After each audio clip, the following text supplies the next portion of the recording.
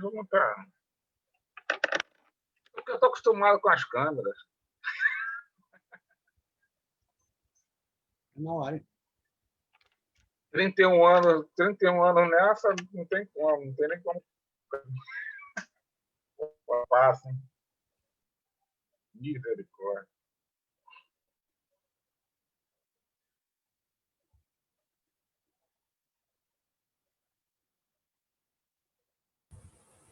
Oito horas, Rogério.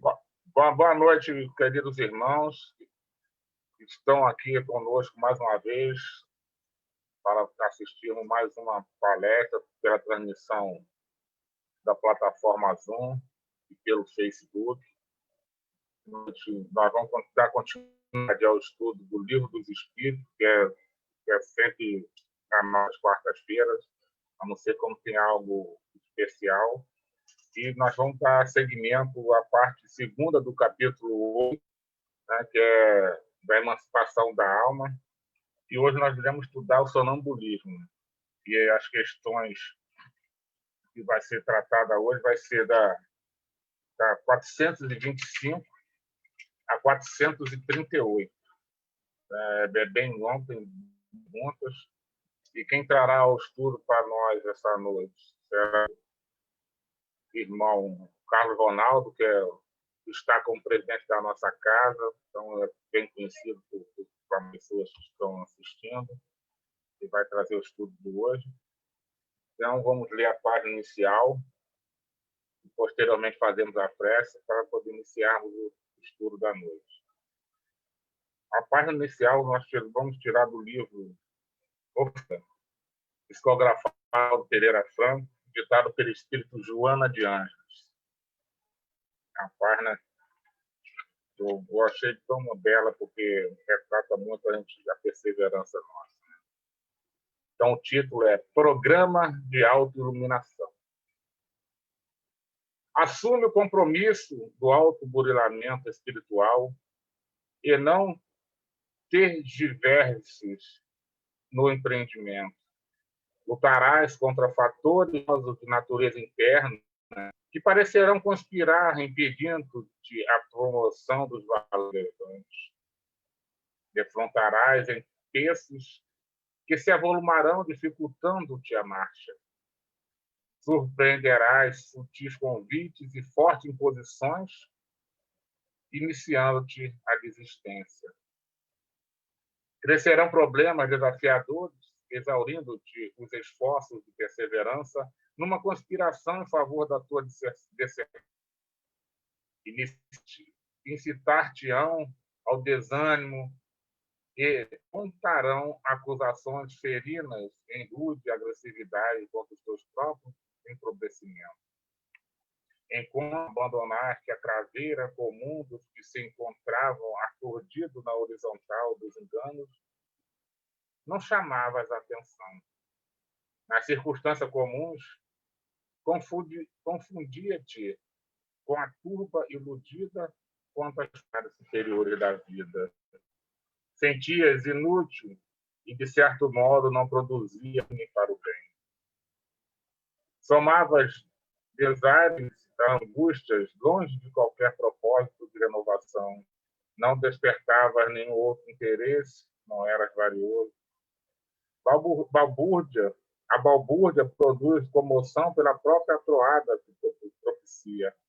A vivência da virtude, no excelente conteúdo do sentimento cristão, passa de não si, não raro, combatida.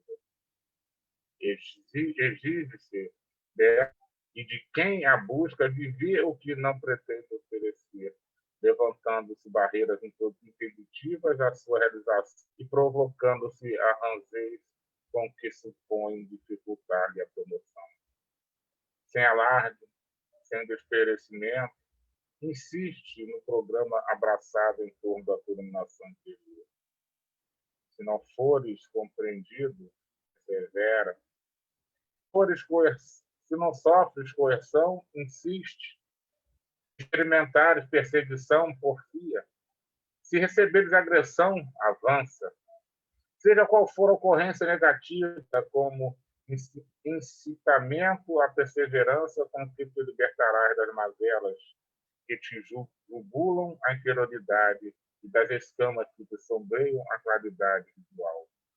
Melhor discernimento a partir de então, e realizando a inspiração e direção de luz, que é o modelo e guia de todos nós, espera paciente a vitória sobre a natureza animal em plenitude de natureza espiritual. E assim, meus irmãos, essa página que nos fortalece, que nos incentiva a seguir adiante, nós vamos pedir em prece para que essa noite seja de bênção, de paz, de harmonia. Que os bons espíritos possam iluminar nosso irmão Ronaldo para trazer esse estudo para nós. A casa do Dr. Bezerra de Menezes, aquela construção de concreto que está lá na Rua da Feira, que nós estamos na nossa casa, mas conectados com... Que nós possamos imaginar pensamento, nós estamos lá, sentados naquelas cadeiras, naquela paz, absorvendo, se nutrindo desse alimento espiritual, do ensinamento da doutrina. Ao nosso benfeito patrono, Dr. Bezerra de Menezes, ao Mestre Jesus, Deus nosso Pai, que tenhamos a noite de estudo tranquila, de paz e de harmonia, e que nós possamos, absorvendo o ensinamento, formos empáticos e vivenciarmos tudo esse conteúdo a ser ministrado nesta noite. Que a sua luz, Senhor, ilumine nossos caminhos e que nós possamos vivenciar na plenitude do teu amor. Que assim seja, graças a Deus. Ronaldo, agora a palavra é com você, meu irmão. Você tem até as 21 horas para fazer a sua explanação. Bom estudo para você, nós possamos absorver todo esse alimento aí. É com você agora, meu irmão. Bom estudo. Uma boa noite a todos. Que Jesus nos abençoe o propósito da noite. Antes, eu queria esclarecer que o nosso querido amigo Mantuano, que seria o expositor da noite, ele teve problemas de saúde e não pôde estar conosco hoje. A nossa companheira Patrícia, que seria a expositora de hoje, também com problemas de saúde não pôde estar aqui. Então, nós assumimos essa tarefa, agradecidos a Deus por mais esta oportunidade. Nós estamos estudando o Livro dos Espíritos, no capítulo 8º da segunda parte, onde trata da emancipação da alma.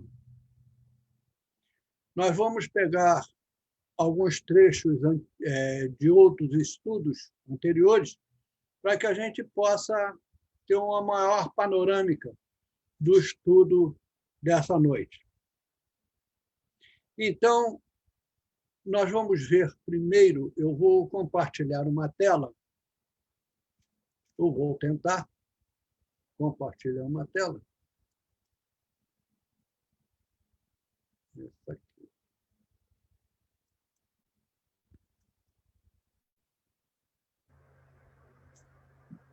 Não sei se está dando para vocês verem a tela. Sim, estamos vendo, Ronaldo. Tá. Bom, nós estamos falando de emancipação da alma, ou do espírito que está encarnado. O homem, segundo a doutrina espírita, é um ser de tríplice composição. Ele tem o corpo físico, o corpo espiritual e um núcleo inteligente, que é o espírito, que, quando está encarnado, nós chamamos de alma. Então, quando nós, em doutrina espírita, falamos de espírito, supomos de um ser inteligente desprovido de corpo físico.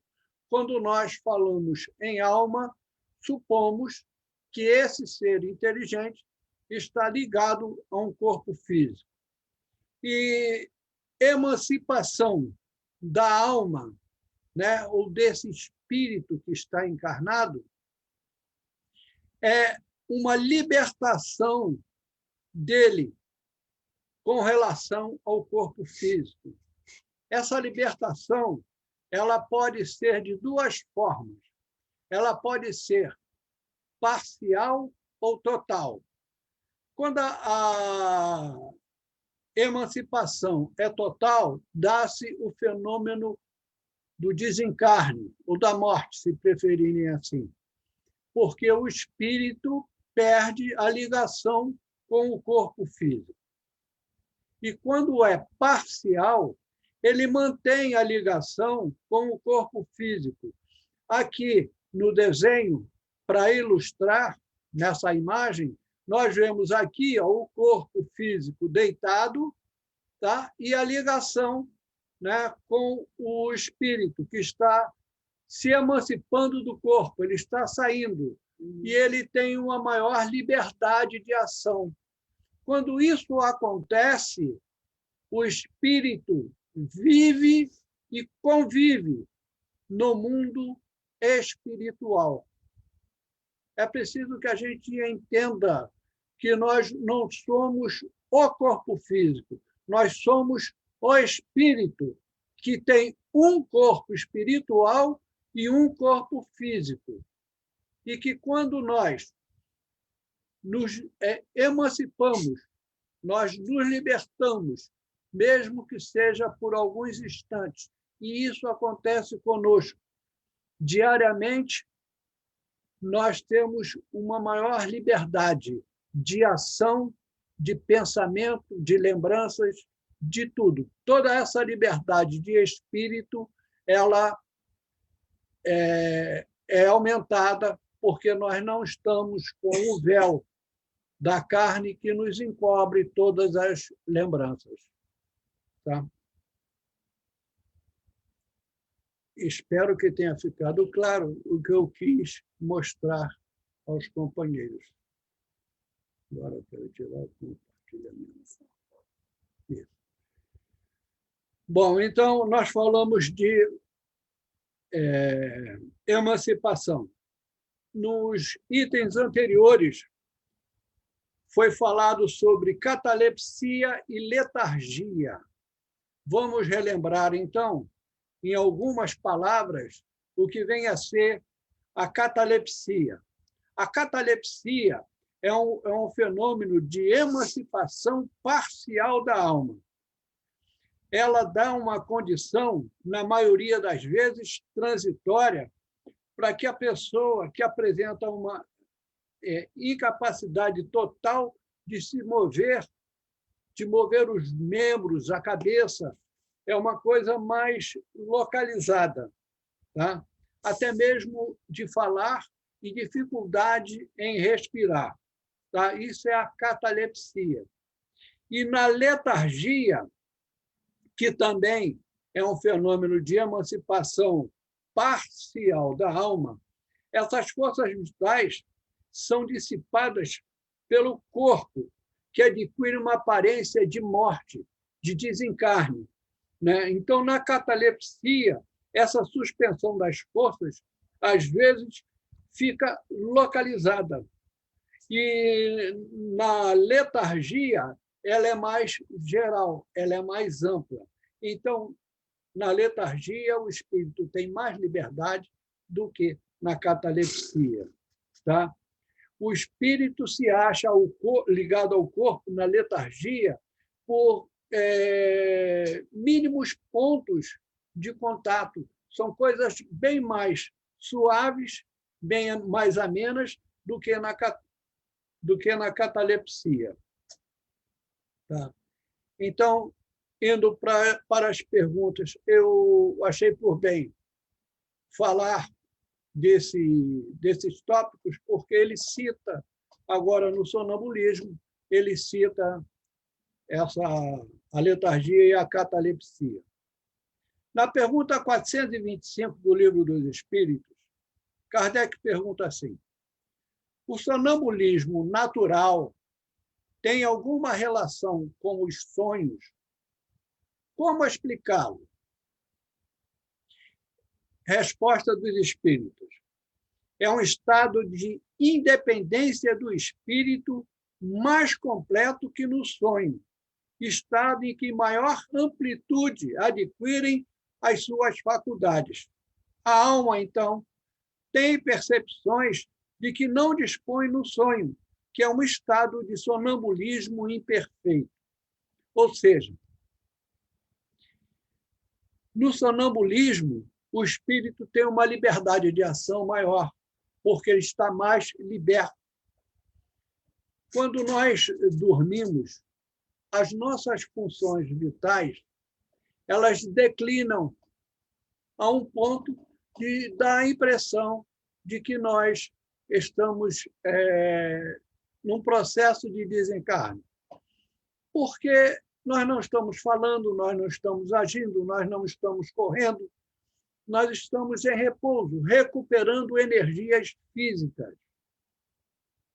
E quando isso acontece, os laços que atraem, que prendem o espírito ao corpo, se afrouxam. Então, durante o nosso sonho, o nosso sono, e isso acontece todas as noites conosco, e às vezes acontece quando a gente tira aquele cochilinho durante o dia. Então, quando nós entramos nesse processo, nós nos deslocamos do corpo, por assim dizer, sem perder a ligação com o corpo. Mas, às vezes, o espírito está tão apegado à matéria que ele tem uma maior dificuldade de se ausentar, de sair de junto ao corpo. Muitas das vezes, o espírito até mesmo fica ali preso ao corpo, tal a dificuldade que ele tem. Então, o sonâmbulo, ele tem essa libertação mais acentuada. Ele consegue se afastar mais do corpo do que no sonho. Então, a liberdade dele, ela é maior. Tá? Essa independência que ele tem do corpo é maior por causa disso.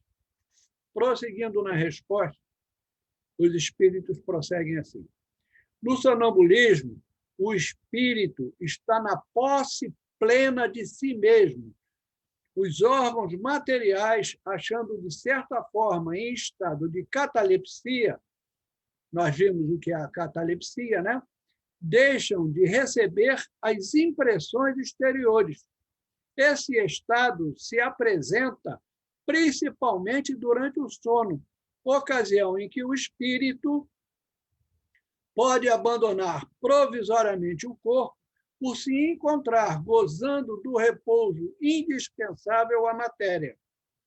Quando se produzem os fatos do sonambulismo, é que o espírito, preocupado com alguma coisa ou outra, se aplica a uma ação qualquer, para cuja prática necessita de utilizar-se do corpo. Serve-se, então, deste como se serve de uma mesa ou de um outro objeto material, no fenômeno das manifestações físicas, ou mesmo como se utiliza da mão do médium nas comunicações escritas. Então, no sonambulismo, o espírito tem uma maior liberdade de ação. E ele pode se utilizar do corpo para transmitir aquelas sensações, aquele sentimento, aquilo que ele está vendo ou que está ouvindo de outros espíritos ou do mundo espiritual. E ele dá o exemplo aqui, né, de como o espírito se utiliza nas manifestações físicas e que se utiliza de um médium para as comunicações. Então, ele vai se utilizar do corpo como se fosse o médium dele para trazer para o mundo físico as suas impressões.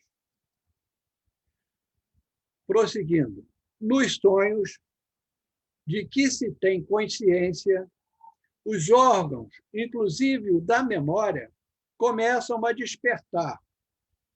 Recebem imperfeitamente as impressões produzidas por objetos ou causas externas e as comunicam ao espírito, que então, também em repouso, só experimenta do que lhe é transmitido, sensações confusas e, a miúde, desordenadas, sem nenhuma aparente razão de ser mescladas, que se apresentam de vagas recordações, quer da existência atual, quer de anteriores.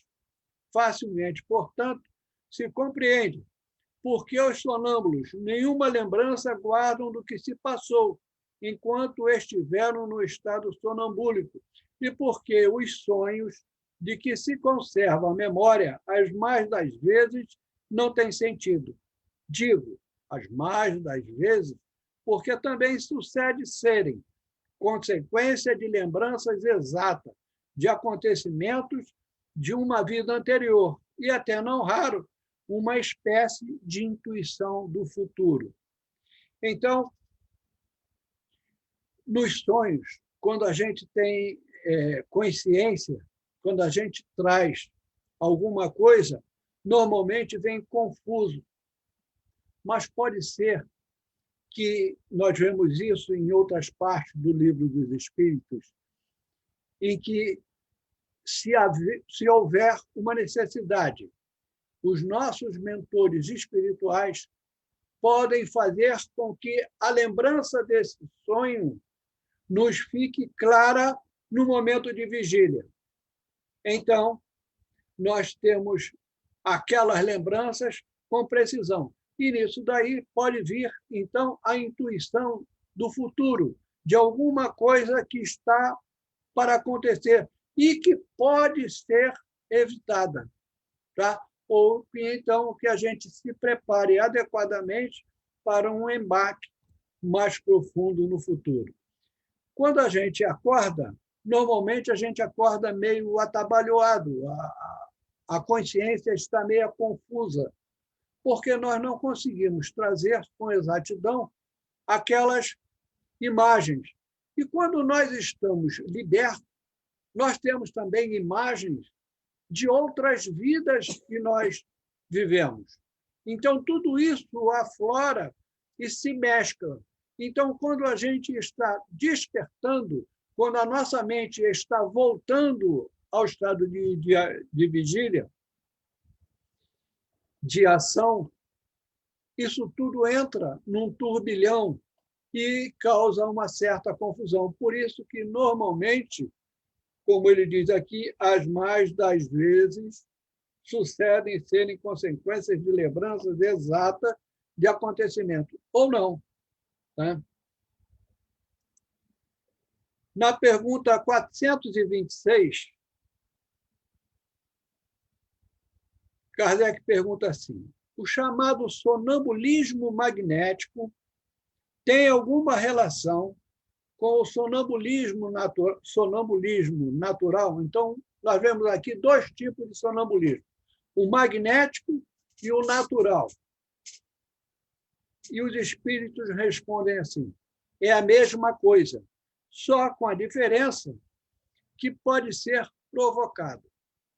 Então, o sonambulismo magnético ele é provocado, normalmente por uma outra pessoa, ou, às vezes, por algum espírito desencarnado. E no sonambulismo natural, ele acontece de forma natural, sem ser provocado por uma fonte externa. Tá? É o que nos fala aqui o ponto. Na 427, ele pergunta assim: de que natureza é o agente que se chama fluido magnético?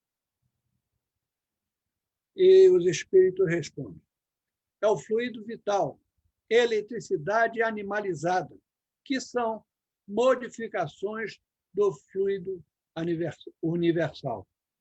Então, tudo que for matéria, tudo que for material, é uma derivação desse fluido universal. A nossa roupa, as coisas que nós temos, né, o nosso perispírito, tudo isso é derivação do fluido universal. Só que nessa derivação e nessas combinações, nessas condensações, ele vai incorporando propriedades diferenciadas. Então, o fluido vital ele tem uma certa propriedade, né, que dinamiza a vida, que dá esse vigor aos seres. Hoje, a ciência humana ela não trata como fluido, né? O que Kardec chamava, o que era chamado à época de Kardec de fluido, né? Hoje, fluido para a ciência humana são definidos como os gases, os líquidos, tá? Mas na época de Kardec essa dimensão ainda não se incorporava. 428. Qual a causa da clarividência sonambúlica? Clarividência é a vidência do espírito, tá? Ele tem uma visão espiritual, é uma visão mais clara, mais ampla do que a visão física. Então, é isso que Kardec pergunta. Qual a causa da clarividência sonambúlica? Qual a causa da visão espiritual do sonâmbulo?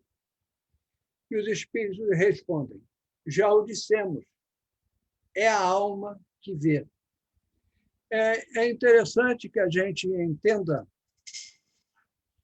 que nós somos espíritos e que ocupamos, no momento, a posição de espíritos encarnados. Isso quer dizer que nós, atualmente, vemos as coisas, sentimos as coisas com o nosso corpo físico, com os nossos órgãos materiais. Quando estamos libertos do corpo, nós temos como espírito uma amplitude maior.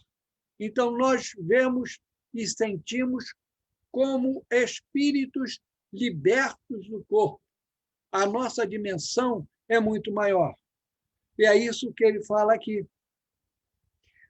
Quando, então, está o espírito, a pessoa, né, no estado de sonâmbulo, o espírito que está preso ao corpo, que está ligado ao corpo, se desloca para o mundo espiritual. Ele vive e convive com os espíritos. Isso quer dizer que ele fala, que ele conversa, que ele vê, que ele ouve, que ele sente, que ele participa da vida espiritual.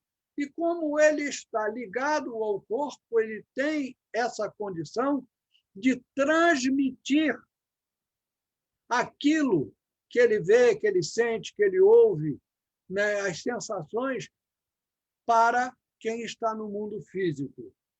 Quando se está em sonho, isso não acontece, porque se a pessoa não é sonâmbula, ela acorda e sai desse mundo espiritual e adentra de novo ao mundo físico.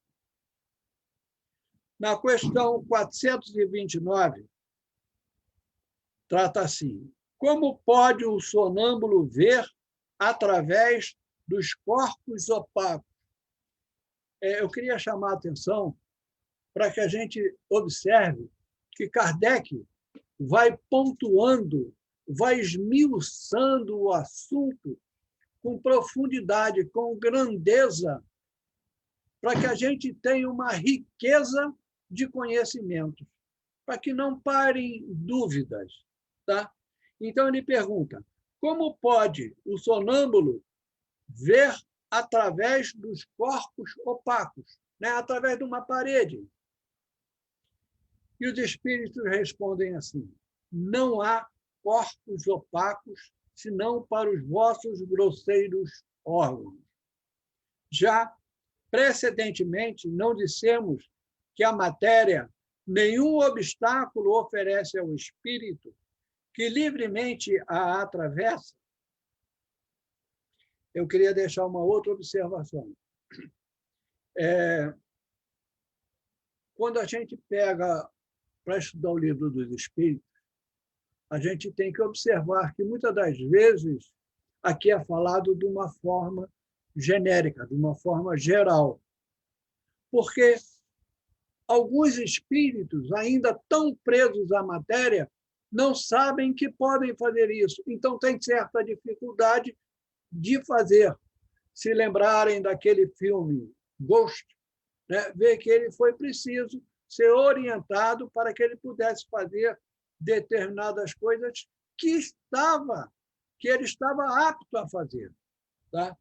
Então, os espíritos podem fazer, mas tem que ter algum conhecimento, tem que estar com certa lucidez sobre o que pode e o que não pode fazer. Tá? Frequentemente, ouvis o sonâmbulo dizer que ouve pela fronte, pelo punho e etc., porque, achando-vos inteiramente presos à matéria, não compreendeis lhe seja possível ver, sem o auxílio dos órgãos. Ele próprio, pelo desejo que manifestais, julga precisar dos órgãos.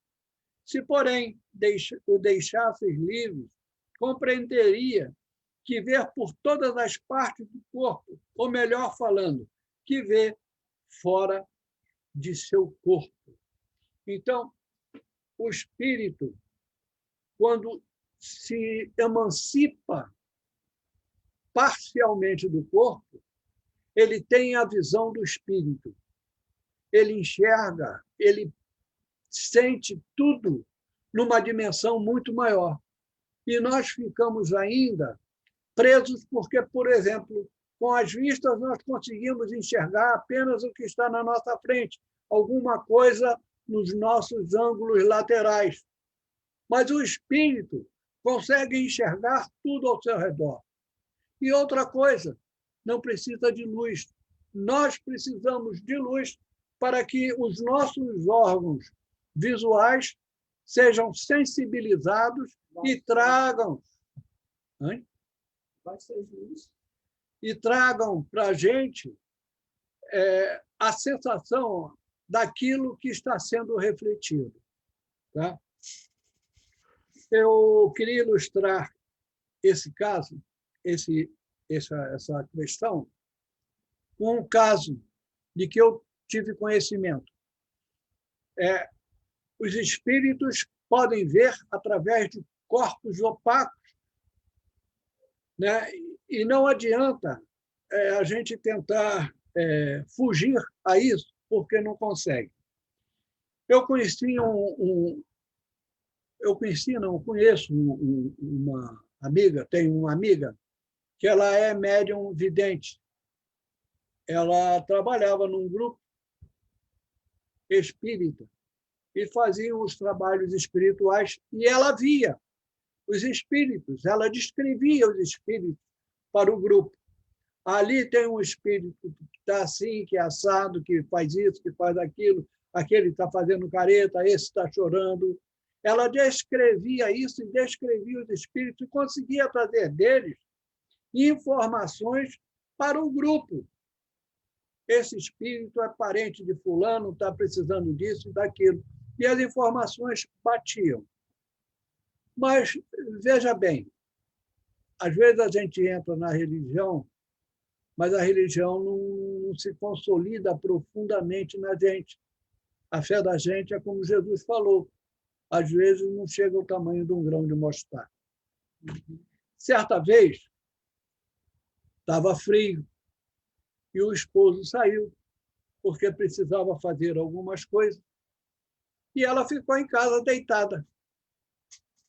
De repente, ela olha para a porta e vê um homem de terno preto, chapéu, bengala, olhando para ela. Ela era médium vidente, trabalhava com um grupo vendo o espírito. Aí a gente pensa, poxa, deve ter conversado com o espírito. Não. Ela ficou com medo, porque estava sozinha. E aí puxou o cobertor e se cobriu. Só que não adiantou.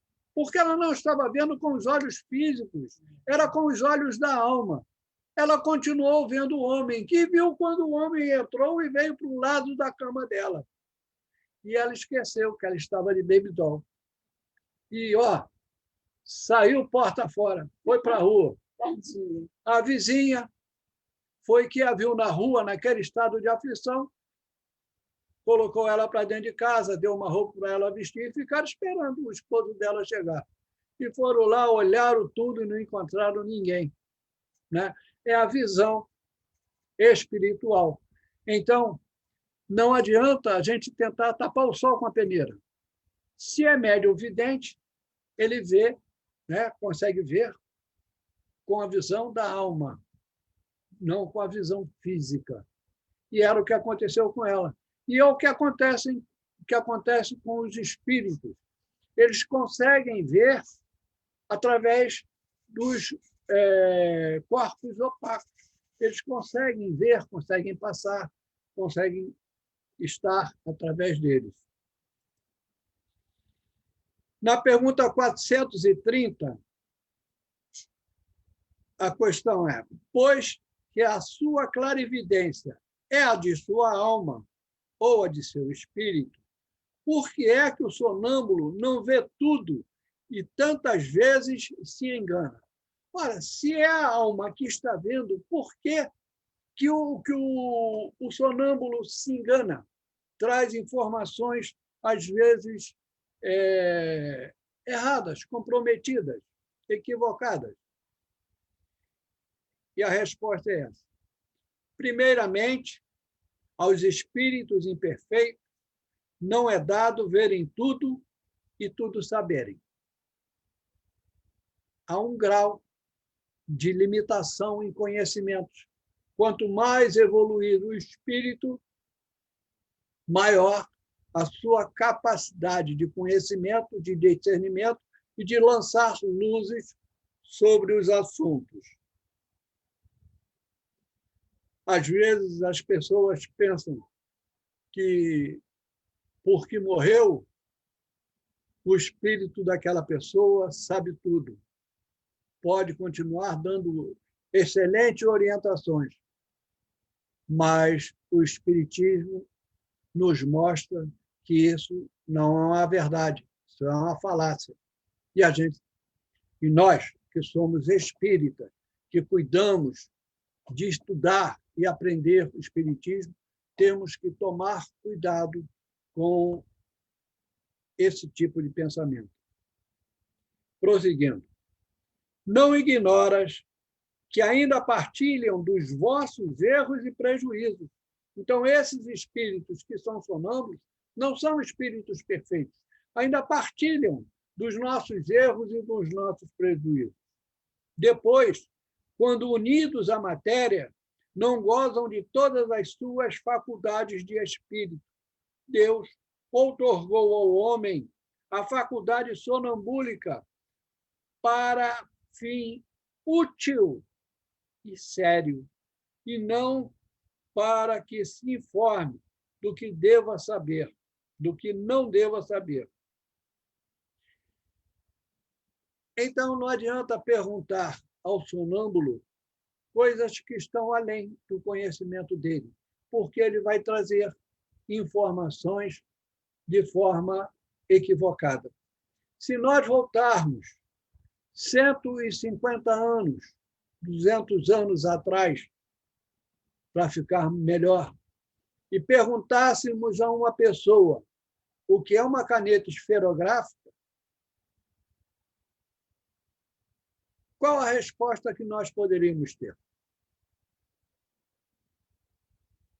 Imagina se nós perguntássemos a essa pessoa se onde ela está pega sinal de internet, se lá tem Wi-Fi.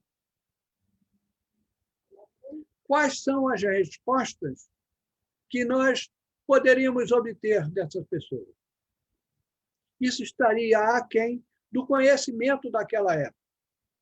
Eu estou querendo ilustrar que um espírito não pode saber, por exemplo, coisas do mundo espiritual mais elevado. Nós não podemos perguntar, nós podemos perguntar, mas não vamos obter a resposta. Então, nós não devemos perguntar a um sonâmbulo, né, como é um mundo feliz, se ele vê a felicidade, se os espíritos... Porque se ele é um espírito imperfeito e vive como nós, prisioneiro ainda, né, do mundo de provas e expiações, ele não tem condições de ir lá, né, a não ser que possa ser levado. Mas é outra coisa. Então, o espírito vai falar de conformidade com o conhecimento que ele tem. Ele vai trazer a informação que está dentro da sua capacidade, né? Ele não vai trazer informações que ele não saiba descrever. E se as trouxer, vai trazer confusas. 431. Qual a origem das ideias inatas do sonâmbulo? Aquelas ideias que ele tem, né? E como pode falar com exatidão de coisas que ignora quando desperta, de coisas que estão mesmo acima de sua capacidade intelectual. Lembra que eu falei que Kardec procura esmiuçar? Ele, na pergunta anterior, ele foi lá e perguntou como é que o espírito traz coisas que são confusas, que não dizem com a realidade, porque essas coisas estão acima da sua capacidade. E agora ele inverte. Como é que um espírito, uma pessoa que não tem grande cultura, grande discernimento das coisas de ciência, pode trazer, com uma riqueza muito maior, os dados dessa ciência, descrever coisas que a gente não conhece, que a gente não tem o conhecimento, ou coisas que ele não tem esse conhecimento. E aí os espíritos respondem.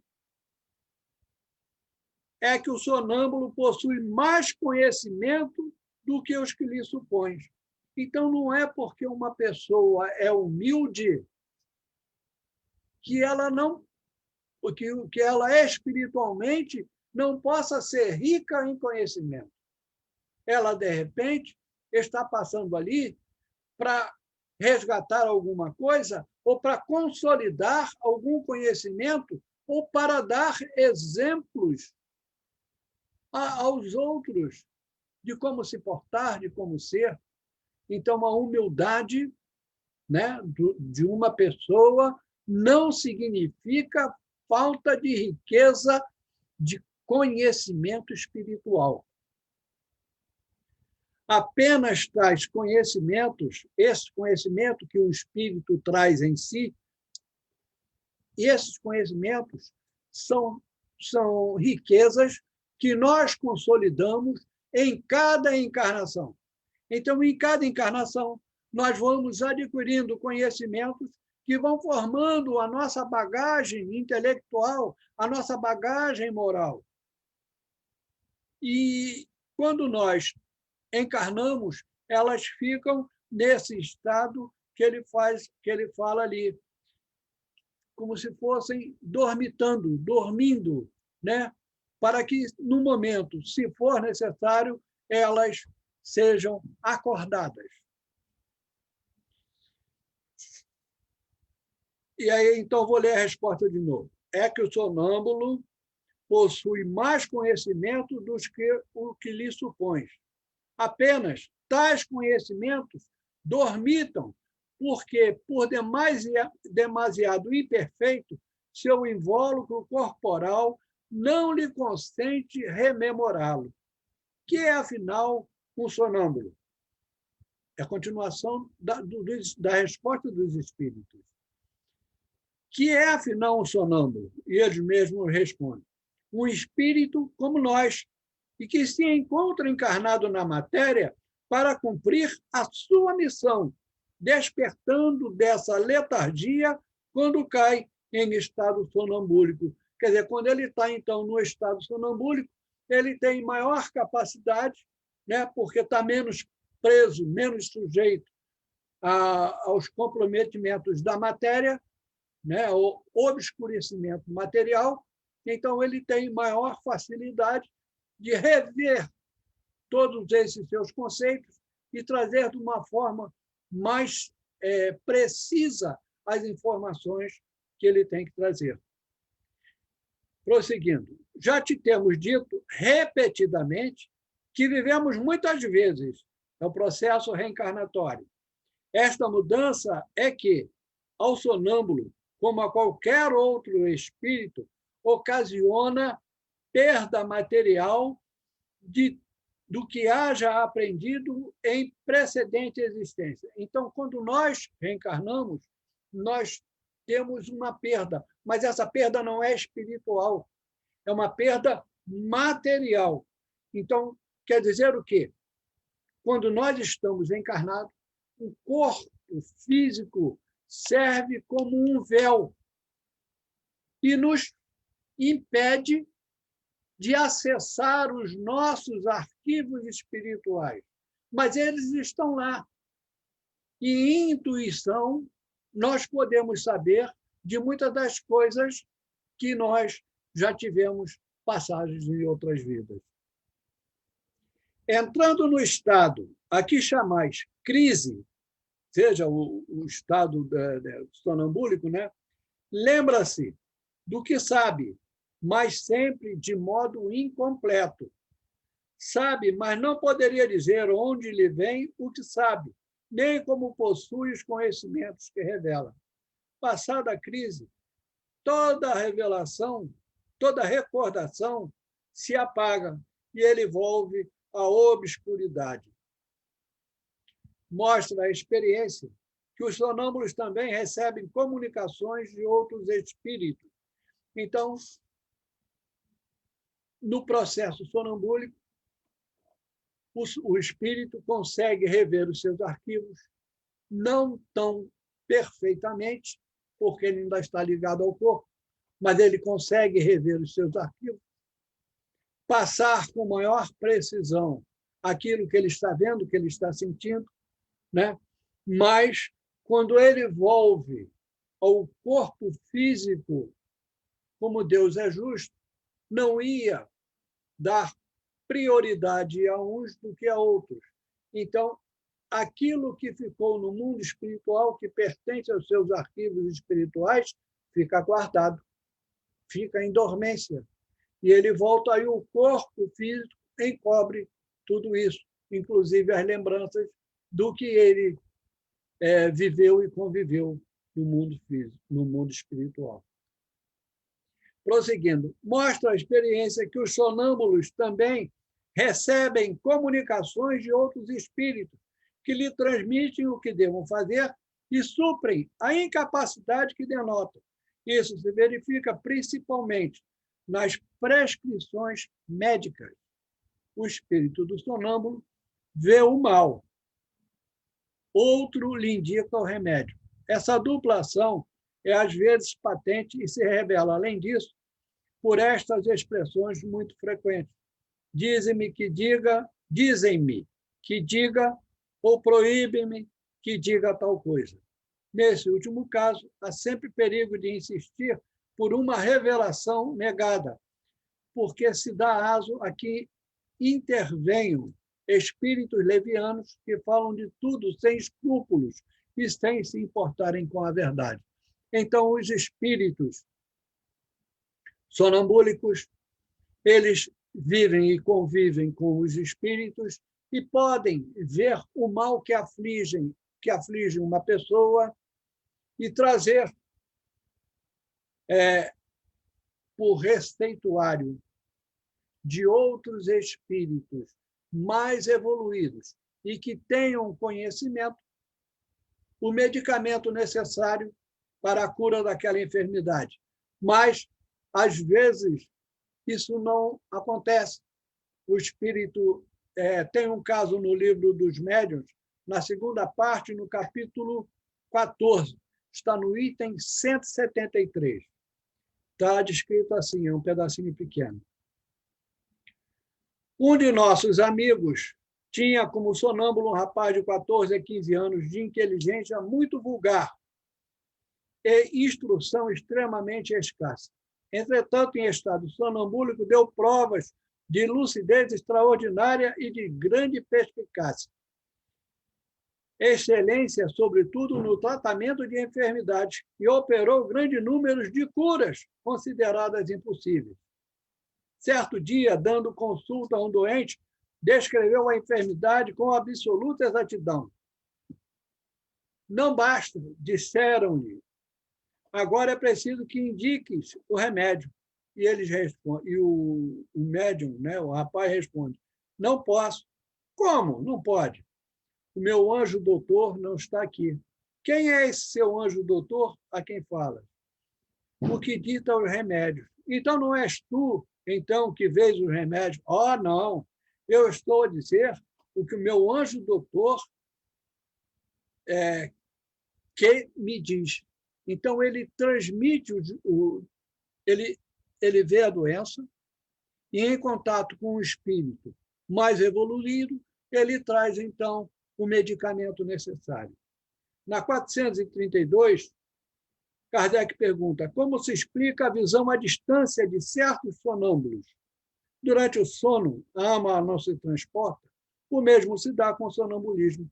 Ora, se durante o sono nós temos a capacidade de sair do corpo e estar no mundo dos espíritos e nos encontrarmos com alguém ou ir a algum lugar, no sonambulismo, que ele tem muito maior facilidade disso, ele pode ir a muitos mais lugares e a lugares mais distantes.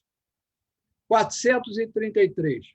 O desenvolvimento maior ou menor da clarividência sonambúlica depende da organização física ou só da natureza do espírito encarnado?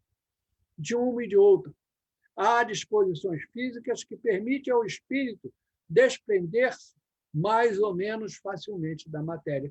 Então, dependendo da organização física, o espírito pode se desprender com maior facilidade, pode ir a alguns lugares ou não.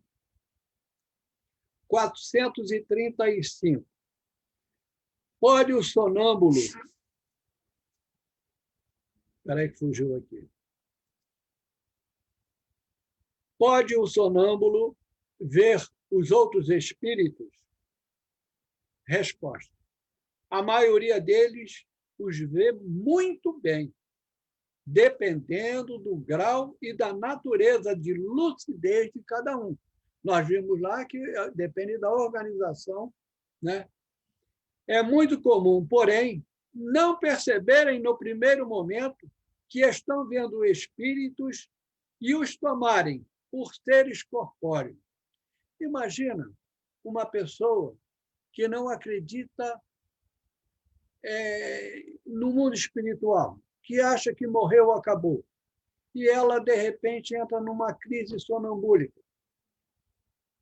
E ela tem contato, tem vivência com outros espíritos, mas os espíritos mantêm a forma perispiritual, o seu perispírito mantém a forma física, a forma humana. E para ela, ainda então, está vendo seres corpóreos, só que não são. Isso acontece principalmente aos que nada conhecendo do espiritismo, ainda não compreendem a essência dos espíritos. O fato os espanta e fala-os supor que têm diante da vista seres terrenos. O mesmo se dá com os que, tendo morrido, ainda se julgam vivos. Nenhuma alteração notando ao seu derredor e parecendo-lhes que os espíritos têm corpos iguais aos nossos, tomam por corpos reais os corpos aparentes com os que os mesmos espíritos se lhes apresentam. Se Bezerra de Menezes se apresentasse agora para a gente, ele se apresentaria com um corpo com a aparência da qual nós conhecemos, para que pudéssemos identificá-lo. Então, quando nós desencarnamos, nós mantemos essa aparência no nosso corpo espiritual. E quando nós vemos outros espíritos, nós ficamos em dúvida. Se nós não acreditamos, então, vamos ver na obra Nosso Lar, André Luiz, que ele diz que tinha quase certeza que não pertencia ao mundo dos vivos, embora não se achasse morto. Né? Vejam como é importante o conhecimento da espiritualização. E, no nosso caso, da doutrina espírita para o nosso presente e o nosso futuro. 436. O sonâmbulo que vê a distância, vê do ponto em que se acha o seu corpo ou do que está a sua alma. Quer dizer, o médium sonâmbulo saiu do corpo, ele dali consegue ver lá longe ou ele está lá longe, né, onde ele está vendo o fenômeno. E os espíritos respondem. Por que essa pergunta? Desde que sabes ser a alma quem vê, e não o corpo. O espírito está onde está o seu pensamento. Se nós nos imaginarmos como o Rogério falou no momento da prece, lá na nossa casa espírita, em espírito, nós nos transportamos para lá, muito embora o físico esteja aqui. É claro que nós ainda somos espíritos muito embrutecidos e temos muita dificuldade em fazer esse acesso. 437. Posto que se dá nos fenômenos sonambúlicos, que é a alma que se transporta, como pode o sonâmbulo experimentar no corpo as sensações de frio e de calor existentes no lugar onde se acha a sua alma, muitas vezes bem distante do seu invólucro? Ora, se ele se transporta para algum lugar, como é que ele consegue transmitir isso para o corpo? Né? Lembremos-nos que a emancipação é parcial, ele continua ligado ao corpo físico. E aí a resposta. A alma, em tais casos, não tem deixado inteiramente o corpo, conserva-se-lhe presa pelo laço que o liga e que então desempenha o papel de condutor das sensações. Quando duas pessoas se comunicam de uma cidade para outra por meio da eletricidade, esta constitui o laço que lhes liga o pensamento. Daí vem que confabulam como se estivessem ao lado uma da outra. Então, é assim que se processa. Atualmente, encarnado, nós temos as sensações físicas que são passadas ao perispírito e que são passadas ao espírito. O perispírito pressente as coisas do mundo espiritual e consegue passar esses pressentimentos, essas sensações, para o corpo físico, né? Quando ele está no estado sonambúlico. A última pergunta, 438, diz o seguinte: o uso que um sonâmbulo faz da sua faculdade influi no estado de seu espírito depois da morte? O uso que o sonâmbulo faz da sua faculdade vai influir depois da morte no seu estado? O uso que qualquer espírito faça, quando encarnado, da sua faculdade, influi depois da morte? Resposta: muito. Como o bom ou mau uso que o homem faz de todas as faculdades com que Deus o dotou. É a lei de causa e efeito. Né? Nós colhemos aquilo que plantamos. Que no nosso estudo fique patente que nós não somos esse corpo físico que nós vemos nos outros e que nós vemos no espelho quando estamos de frente dele. Nós somos alguma coisa muito mais valiosa que essa máquina maravilhosa que nós chamamos de corpo físico. Nós somos seres espirituais, seres inteligentes que povoam o universo, criados por Deus para toda a eternidade. E que nós tenhamos isso em lembrança, para que nós possamos nos aproximar, como diz na pergunta 115 do Livro dos Espíritos, nos aproximarmos da verdade, para conhecê-la, para que a gente possa se aproximar de Deus, nos aproximando, então, da felicidade a que todos nós fomos fadados. Que Jesus nos abençoe e que tenhamos uma ótima noite. Que estejamos todos na paz de Deus. Obrigado pela oportunidade que me foi dada. É assim. Nós é que agradecemos, Ronaldo, pela sua colaboração mais uma vez. Nós possamos guardar esses ensinamentos, praticar no nosso dia a dia. Então, muito agradecido, Ronaldo, pela colaboração. E vamos dar só o aviso que é de praxe, né? Segunda-feira, 5, temos o estudo do Evangelho segundo o Espiritismo, capítulo vai ser falado dos itens 19 e 20, que é o tema benefícios pagos com a ingratidão e beneficência exclusiva.